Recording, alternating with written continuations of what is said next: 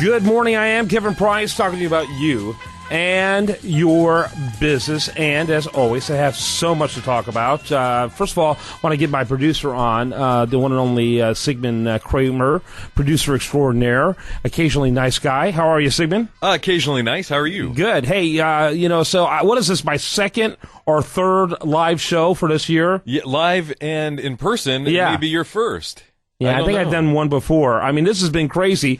We both want to give props, I'm sure, to my good friend Chris Kelso. Yeah, him. He's so good a friend, you can't remember his last name. What a friend, yeah. You know, I gave I had to get up mega early this morning, so you know how I am. Even by our standards, I had to get up mega early. So you know how I am. It takes me a while to wake up. But Chris Kelso did a fantastic job, my understanding. Yes, he did.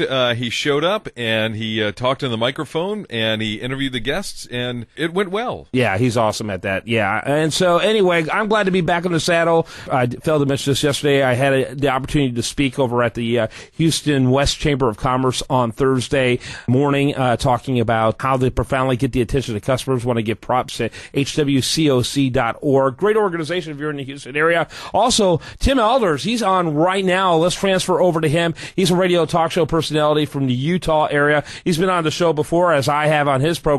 Welcome, Tim. Welcome back. Hey, thanks, Kevin. How are you today? I'm great. Real quickly, kind of give us a little bit of background on yourself and your show. The show used to be called Buy Back America Radio, supporting small businesses in Main Street. It's now been through some transitions. We call it Freedom's Voice to go with the new website, Freedom's Voice Media, because we need a voice of sanity out there. I have a co-host named Tony. He's great. But, we're just out there fighting the fight, trying to get people to wake up and pay attention to what's going on in Washington and stop being divided. Yeah, no question about it. We got to figure out how to come up with a plan that can somehow bring in the largest number of people in order to influence change. That seems to be very, very difficult. The mob has spoken. They reelected the regime, which, really makes me think we may have turned a corner that we may not be able to turn back on. Your thoughts? I just did an article that should be released sometime later today called President or Dictator, and Congress, insignificant pawn in a president's game, because we're getting further and further away from the Constitution. We're losing more liberty and freedom every day, and partly because we're not paying attention and we're not doing what we're supposed to do to keep control of our government. Yeah, no question about it. It's government is out of control. The things that we have seen this administration do, I've always thought would be, in a movie, like a sci-fi movie even, and it's becoming more and more the norm. A dictatorial, autocratic, executive type attitude, and a real smugness towards the American people. It is, and people would be shocked if they go to the website freedomsvoicemedia.com. They can see the rankings on the U.S. Senate and the U.S. House. And when they look at just how poor a job they're doing, it's no wonder that we are in the situation we're in. And that's why I've teamed up with radio hosts all across the country, authors all across the country. We have contributors on this website letting us know what's important in your community. We want people in Houston to tell us what piece of legislation is going on that they're concerned about. We'll research it. We'll get it up on the website. We'll do a call to action to try and prevent it before it gets out of committee, before it gets passed by the legislature. Yeah, well, that's good. We need all those type of steps out there. A lot of people are calling the Tea Party dead. That has lost its momentum. I really believe that many into the Tea Party, as you know, had virtually no political experience or interest, which is why we needed the Tea Party until 2008, rather, maybe some 2009. They saw it; it didn't work. I think those are going to be among the easiest to be discouraged and to fade away. Unfortunately, your thoughts? The Tea Party is not an organization. It's a movement. It's a feeling inside people who love liberty and freedom. It's not dead. It's just inside people. They're frustrated. They don't know how to channel their energy to actually do positive good. The Tea Party itself, the organizational aspects of it, were co-opted by politicians who lied in order to curry favors and votes from the people. So the sentiment out there, the people out there who love liberty and freedom still have that love burning within inside them. They just have no place to channel it. Okay, give me an example of politicians who basically took over the Tea Party for their own personal gain. Well, you look at Marco Rubio out of Florida, and you look at his voting, his record that we analyzed based on the Constitution in Florida. He was a Tea Party darling, but he has violated the Constitution. His score was not that high. I can't remember it off the top of my head, but I think it was like 70 or 80%. And I asked people, if your spouse or significant other cheated on you 20% of the time, do you find that acceptable? And if so, what's the number of your wife? Yeah, that is pretty bad.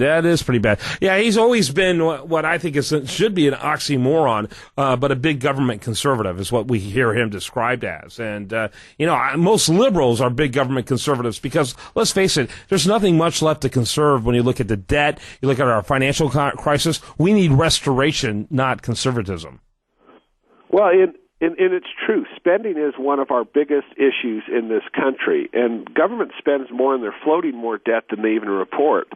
There's a Treasury report out there that it comes out every year by the Congressional Budget Office and the Treasury, and it shows exactly how much debt is being floated in short-term Treasury bonds, Kevin, something that you're probably passionate about, you're a business guy, that they don't even report. In 2010, it wasn't $3 trillion in spending; it was 11.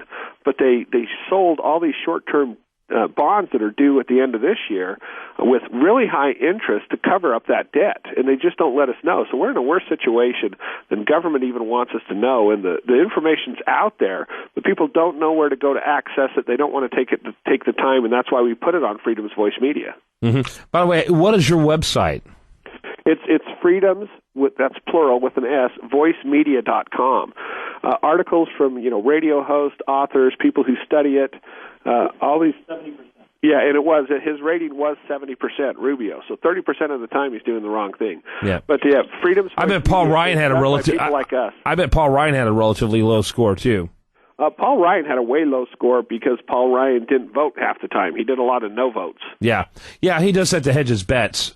He's usually always there, but he just hedges his bets, and he doesn't want to be pounded by special interests that are liberal because and have influence in his district, and he doesn't want to get pounded by our side. And so there's nothing more cowardly than voting president, in my opinion. Which ironically, Barack Obama was had more votes of president than any member of the U.S. Senate in the short time he was there.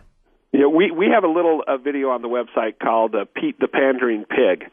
And he calls himself a spinner instead of a flip-flopper because they don't want to let people know where they stand on an issue, so they just don't stand anywhere. Yeah.